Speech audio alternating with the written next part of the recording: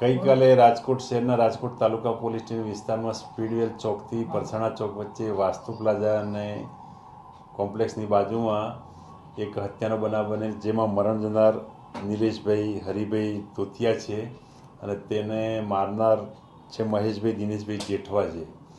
એ હત્યા બનવાનું કારણ છે કે જે આરોપી છે મહેશભાઈ, તે આરોપી છે તે એની બેનને હેરાન કરે છે. તેઓ વેમ રાખી અને તેના ઉપર છરી વડે હુમલો કરી મૃત્યુ નિપજાવેલ છે.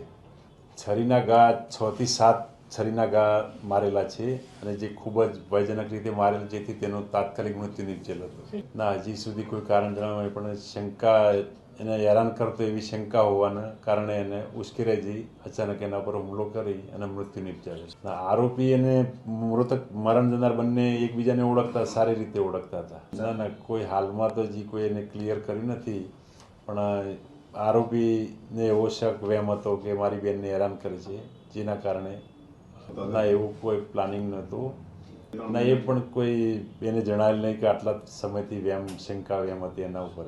આરોપીની બેને કોઈ આ બાબતે ફરિયાદ કરેલી નથી. એકબીજાને પરિચય હોય, ઓળખતા હોય, એક જ સમાજના હોય જેથી ઓળખતા હોય, અને બંને ફર્નિચર મિસ્ત્રી કામ કરતા હોય જેથી પરિચયમાં હોય. ગુનો BNS કલમ 103(1) અને GP એક્ટ 135 મુજબ ગુનો દાખલ કરવામાં આવેલ છે.